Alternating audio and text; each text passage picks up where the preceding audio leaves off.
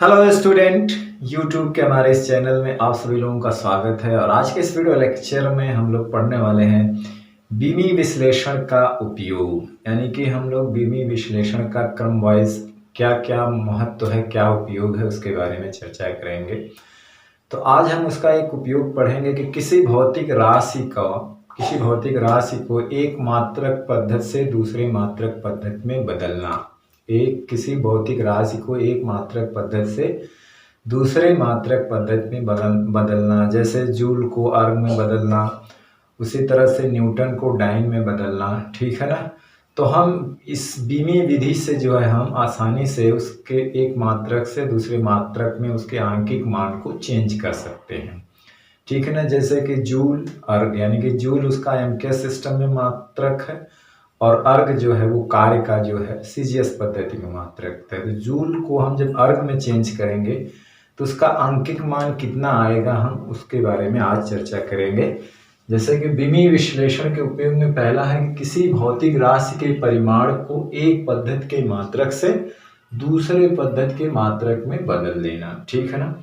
जैसा कि आप जानते हैं कि किसी भौतिक राशि का जो मैग्नीट्यूड होता है, क्वांटिटी, फिजिकल क्वांटिटी, जो भौतिक राशि Q बराबर होता है, हम लोग जानते हैं ये।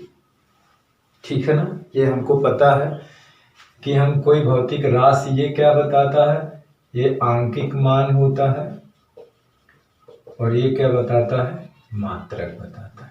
ठीक है ना। ऐसा हम लोग जानते हैं। ठीक है ना। ऐसा हम लोग पढ़ चुके हैं।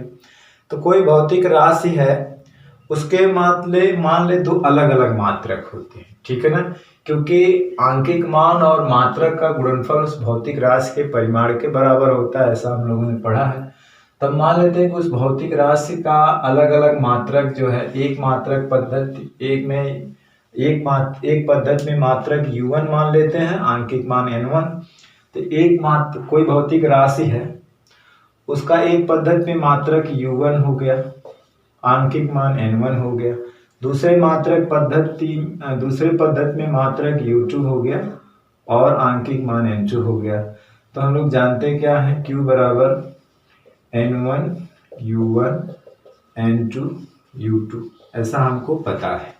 ठीक है ना। ऐसा हम लोग पढ़ चुके हैं। ठीक है ना। क्योंकि ये कांस्टेंट होता है, क्योंकि जैसे जैसे आंकिक मान बढ़ेगा ये घटेगा, ये बढ़ेगा ये घटेगा, गुणनफल नियत रहता है। ठीक है ना। इस हिसाब से अगर मान लीजिए एक भौतिक राशि के एक मात्रक में उसका आंकिक मान हमको पता है और उसी भौतिक राशि के दूसरे मात्रक में हमको आंकिक मान पता करना है, तो हम आराम से इसको पता कर लेंगे। कैसे? कुछ इस तरह से। ठीक है ना। कुछ इस तरह से पता कर लेंगे। अब देखिए, मान लेते हैं कि कोई भौतिक राशि है जिसके मात्रक का बीमी सूत्र, कोई भौतिक राशि, मानना कि भौतिक राशि का बीमी सूत्र हम मान लेते हैं क्या है, भौतिक राशि का बीमी सूत्र ये है। क्या है ये? मतलब जिस भौतिक राशि के मात्रक को चेंज करना, आंकिक मान को चेंज करना है दूसरे मात्रक पद्धति में, मान लेते हैं वो भौतिक राशि है जिसका बीमी सूत्र A है, यानी कि वो द्रव्यमान में उसकी बीमा A है, लंबाई में उसकी बीमा B है और समय में उसकी बीमा C है। देखिए, मात्रक चेंज तो हो सकते हैं, एक ही भौतिक राशि के कई मात्रक हो सकते हैं, लेकिन बीमा एक ही होती है। तो मात्रक तो अलग अलग होंगे लेकिन बीमा क्या होगी, वो नहीं चेंज होगी। तो हम ये मान लेते हैं कि दोनों मूल मात्रक, पहली पद्धति में मूल मात्रक क्या है, पहली पद्धति में मूल मात्रक मान लेते हैं M1 है, L1 है और T1 है। दूसरी पद्धति में मूल मात्रक मान लेते हैं M2 है, L2 है, T2 है। मात्रक चेंज हो गए, एक पहली पद्धति में है, ये दूसरी पद्धति में, लेकिन बीमाएं चेंज नहीं होती। मात्रक भले अलग अलग हों लेकिन बीमाएं चेंज नहीं होती। तो एक पद्धति का मात्रक, मूल मात्रक द्रव्यमान M1 है, L1 है और T1 है। दूसरे पद्धति का मूल मात्रक ये है, दूसरे पद्धति में ये है और पहली पद्धति में ये है। एक पद्धति में M1 L1 T1 है मूल मात्रक और दूसरी पद्धति में क्या है, M2 L2। ठीक है ना। मान लेते हैं इनके परिमाण जो होंगे, जो मूल मात्रकों के परिमाण मान लेते हैं, इसका U1 क्या हो जाएगा, यहाँ से जो मैग्नीट्यूड हो जाएगा वो M1, बीमा बदलेगी नहीं, ठीक है ना, वही रहेगी। और दूसरे पद्धति के मात्रक का परिमाण ये हो जाएगा, बीमा वही रहेगी, वो तो बदलेगी नहीं, ठीक है ना। तो पहले पद्धति का मात्रक का परिमाण ये हो गया, दूसरी पद्धति के मात्रक का परिमाण ये होगा, यही चीज इसमें रख देते हैं। तो हमें क्या मिलेगा, N2, यहाँ N1 आंकिक मान है, यहाँ ऊपर हम रखेंगे U1 है, तो M1 L1 T1, ठीक, और नीचे क्या हो जाएगा, M2 L2 T2। आप इसको ऐसे भी लिख सकते हैं, है ना, M1 बटे M2 L1 बटे ये पूरा पावर A L2 घात B T1 T2 घात C, ठीक है ना। अब इस तरह से ये हमारा बेसिक फार्मूला हो गया, ये क्या हो गया, एक तरह से फार्मूला हो गया, ठीक है ना। M1 L1 T1 क्या है, पहली पद्धति में मूल मात्रक है, M2 L2 T2 क्या है, दूसरी पद्धति के मूल मात्रक है। N1 क्या है, पहली पद्धति के पद्धति में भौतिक राशि का आंकिक मान है। N2 क्या है, भौतिक राशि के दूसरी पद्धति में भौतिक राशि का आंकिक मान है, ठीक है ना। तो हमको क्या है, ये हमको पता रहेगा और उस भौतिक राशि के बीमी सूत्र की सहायता से हम दूसरे मात्रक में उसके आंकिक मान को हम आसानी से बता सकते हैं, ठीक है ना। एग्जाम्पल लेते हैं, जैसे कि एग्जाम्पल ये है, एग्जाम्पल है कि 1 जूल को अर्ग में बदलिए, अर्ग में बदलिए मतलब 1 जूल का मान अर्ग में कितना होगा।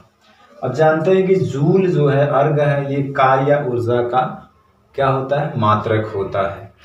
तो कार्य का, अब जो भौतिक राशि हमको क्या मिल गई, भौतिक राशि हमको मिल गई क्या, कार्य। तो जो जूल है वो सीजीएस एमकेएस पद्धति में उसका मात्रक है, और जो अर्ग है वो सीजीएस पद्धति में, एक तरह से जूल एसआई पद्धति में है, अर्ग क्या है, सीजीएस पद्धति में। तो कहने का मतलब है कि एमकेएस पद्धति से हमको उसका मान सीजीएस पद्धति में आंकिक मान लाना है। 1 जूल यानी कि यहाँ पे देखा जाए तो मात्रक जूल है और आंकिक मान 1 है, और यहाँ पे देखा जाए तो मात्रक अर्ग है, आंकिक मान हमको पता करना है N2। हमको क्या पता करना है, N2। तो N2 बराबर हम जानते हैं फार्मूला N1 है, और क्या है जानते हैं, M1 M2 घात A L1 L2 घात B और T1 T2 घात C। तो कहने का मतलब है कि मात्रक चेंज होने से बीमाएं तो चेंज होती नहीं है। तो वो भौतिक राशि कौन सी हमारी है, जो भौतिक राशि है वो हमारी क्या है, कार्य है। कार्य का जो बीमी सूत्र क्या होगा, बीमी सूत्र होता है हमारा कार्य का ml² T-2। और हमने माना क्या था, हमने यही कहा था ना कि कोई भौतिक राशि है जिसका मात्रक का बीमी सूत्र, देखिए उस राशि का और मात्रक का बीमी सूत्र सेम होता है, ठीक है, चाहे आप मात्रक का भी वही होता है, आप उस भौतिक राशि को ले। तो हमारा माना हुआ, हम मानेंगे, मान लेते हैं कोई भौतिक राशि का जो बीमी सूत्र हमने क्या माना था, ये माना था, यही है ना, और कार्य का ये होता है। तो अब इससे इसकी तुलना करके हम क्या ले लेंगे, एबीसी की वैल्यू ले लेंगे, तुलना करेंगे तो ए की वैल्यू क्या हो जाएगी, 1 है, बी की वैल्यू क्या हो जाएगी 2 और सी की वैल्यू -2 हो जाएगी, ठीक है ना। और देखिए यहाँ पे M1 क्या है, वो एसआई पद्धति में है तो ये केजी है, और L1 क्या है, ये मीटर है, क्या है, L1 क्या है, मीटर है, और T क्या है, T1 क्या है, सेकेंड है। और हमें M2 दूसरे पद्धति में लेना है तो ये ग्राम है एक तरह से, क्या है, ये ग्राम है एक तरह से, और L2 क्या है, ये सेंटीमीटर में है, और T2 क्या है, ये तो सेकेंड में ही रहेगा, ठीक है ना। तो हमें केजी मीटर सेकेंड या हिंदी में लिख सकते हैं किग्रा, यहाँ लिख सकते हैं मीटर, यहाँ लिख सकते हैं सेकेंड। इसको लाना है, इसमें जब लाएंगे तो N2 क्या हो जाएगा, ठीक है ना, उसका जो अंकिक मान वो कितना हो जाएगा, तो इसमें रख दीजिए, इसमें रख दीजिए, ठीक है ना। हमें किस में लाना है, सीजीएस पद्धति में, एमकेएस से उठा करके किस में लाना है, सीजीएस में। तो चलिए इसको हम मिटाते हैं, इसमें मान रखते हैं, या यहीं पे रख के मैं देखता हूँ, ठीक है ना। N1, और हाँ एक चीज दिया हुआ, N1 की वैल्यू भी दिया हुआ, N1 कितना है 1 जूल, यानी N1 का मान 1 है, तो यहाँ पर रखो आप 1। अब देखिए M1 को रखो आप किलोग्राम में है, ठीक है ना। आप उसको द्रव्यमान, हमने बताया था कि द्रव्यमान के लिए भी हम यूज करते हैं, उसके मात्रक के लिए भी यूज करते हैं, बीमा के लिए M, और नीचे M2 है, इसको रखो ग्राम में, ठीक है। और ये पावर कितनी है इसकी 1 है, यहाँ पे देखो घात क्या है 1। अब दूसरे केस में आओ तो देखो L1 क्या है, यहाँ पे मीटर है और नीचे सेंटीमीटर है, सेंटीमीटर है, पावर कितनी है 2 है। इसको मिटा देता हूं, ठीक है ना, बहुत ज्यादा वो नहीं है। और यहां पर आकर के देखिए तो ये सेकंड है और नीचे भी सेकंड है, तो सेकंड सेकंड कट जाएगा और ये -2 है, ठीक। अब इसको थोड़ा सा सॉल्व करें तो देखिए, जिस एक चीज याद रखना कि जिसमें हमें चेंज करना होता है, इसको ऊपर वाले किस में बदलना है, ग्राम में, तो इसलिए ऊपर वाले को ग्राम में चेंज करेंगे। तो यहाँ से अगर हम देखें तो क्या हो जाएगा, यहाँ 1 है, यहाँ 1 केजी में कितने ग्राम होते हैं, तो 1000 ग्राम, फिर ये ग्राम, पावर 1 है। 1 मीटर में कितने सेंटीमीटर, 100 सेंटीमीटर, सेंटीमीटर, और ये सेंटीमीटर, और ये हो जाएगा माइनस क्या है 1 का पावर -2, यानी ये 1 ही रहेगा, ठीक है ना। अब देखिए इसका क्या हो जाएगा, इसका क्या हो जाएगा, आप ग्राम ग्राम कैंसिल हो गया, सेंटीमीटर सेंटीमीटर कैंसिल हो गया, N2 बराबर 1। अब देखिए ये 1000 है और ये 100 का पावर 2 है, ये तो 1 हो जाएगा, 1 का कोई भी पावर हो जाएगा 1 है, और 100 का 100 में गुणा करेंगे तो 10,000, कितना हो जाएगा 10,000, ठीक है ना। तो N2 बराबर कितना हो जाएगा, यहाँ पे 3 और यहाँ पे 4, यानी कुल 10⁻7। तो N2 हमको मिल गया 10⁻7, यानी अब हमको सीजीएस पद्धति में अर्ग मालूम है, तो इसका मतलब हो गया कि 1 जूल बराबर होगा 10⁻7 अर्ग। यानी कहने का मतलब ये N1 था, ये U1, और यहाँ से ये N2 हो जाएगा और ये U2, ठीक। तो N2 कितना हो गया उसका 10⁻7 अर्ग। इसी तरह से आप एग्जाम्पल के तौर पे आप खुद से करेंगे, एग्जाम्पल के तौर पे आप खुद से करेंगे कि 1 न्यूटन में कितने डाइन होते हैं, यानी 1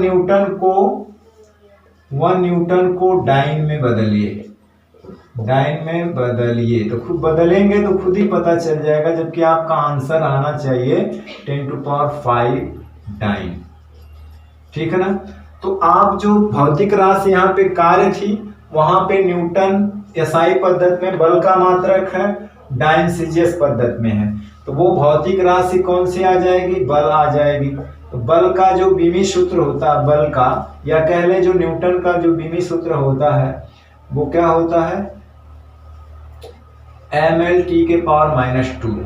अब इसकी इससे तुलना कर देंगे,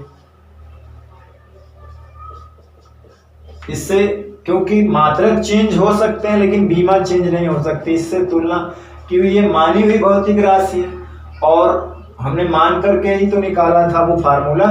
अब ये हमारा जो है मेन एक तरह से मानक है, और बल है ये तो बदलता रहेगा, ये हमारा मानक है, ये कार्य हो सकता है, बल हो सकता है, कुछ भी हो सकता है। इससे हम तुलना करेंगे तो एक BC की वैल्यू निकल जाएगी, ये हमारा जो है एसआई पद्धति में ये तीनों रहेंगे, और ये M1 L1 T1 हो जाएगा, और दूसरी पद्धति में सीजीएस में M2 L2 T2 ये मूल मात्रक हो जाएंगे, फिर उसी फार्मूले में रख दोगे आप निकल जाएगा। और वो फार्मूला क्या था हमने आपको बताया था, वो फार्मूला ये था, ठीक है ना, L1 L2 B और यहीं पे T1 T2 C, ये उसकी पावर है, कहने का मतलब घाते हैं। M1 जो है एक पद्धति में मूल मात्रक है, दूसरी L1 भी उसी पद्धति मूल मात्रक, T1 मूल, M2, L2 और T2 दूसरे पद्धति में मूल मात्रक है। ये पहली पद्धति में आंकिक मान है और ये दूसरी पद्धति में आंकिक मान है। इसी को कैलकुलेट करना होता है। कभी कभी इसका उल्टा भी करना होगा कि आप जो है 10⁻7 अर्ग को आप किस में बदलिए, जूल में बदलिए। तो आप इसका उल्टा भी करके देखेंगे, बदलिए, ठीक है ना। तो जिसमें बदलने जैसा भी यही होता, ये उल्टा होता तो क्या है, ग्राम को इसमें बदलना होता ना, तो इसको हम क्या करते, केजी करते, इसको हम क्या करते, मीटर करते। सेकंड तो कट ही जाता, नहीं उसका हम उल्टा चलेंगे, ठीक है ना। तो इस तरह से आप बड़े आसानी से एक मात्रक को किसी भौतिक राशि के एक पद्धति के मात्रक से दूसरे पद्धति के मात्रक में आराम से चेंज कर सकते हैं। मतलब है कि उसका आंकिक मान, एक पद्धति में अगर उसका आंकिक मान दिया हुआ है तो दूसरे पद्धति में उसका आंकिक मान कितना होगा, बीमी विधि से आराम से उसको आप पता कर सकते हैं। उदाहरण के तौर पे आप इसका होमवर्क कर लीजिएगा, ठीक है ना। 1 न्यूटन को डाइन में बदलिए, जो इतना आना चाहिए, यानी N2 की जो वैल्यू है वो 10⁵ आना चाहिए, ठीक है ना। तो चलिए अब अगले वीडियो लेक्चर में हम इसका इम्पोर्टेंट पढ़ेंगे कि बीमीय विधि से हम किसी समीकरण की सत्यता की जांच कैसे करेंगे। किसी दिए भौतिक समीकरण की बीमीय विधि से सत्यता की जांच, जो मोस्ट इम्पॉर्टेंट है, अक्सर परीक्षाओं में आता है और बोर्ड के साथ साथ वो कॉम्पिटिटिव लेवल में भी पूछा जाता है, ठीक है ना। तो चलिए आज का वीडियो लेक्चर अब यहीं समाप्त करते हैं। नेक्स्ट वीडियो लेक्चर में फिर आपसे मिलते हैं। तब तक पढ़ाई करते रहें, पढ़ते रहें। All the very best. Thank you very much.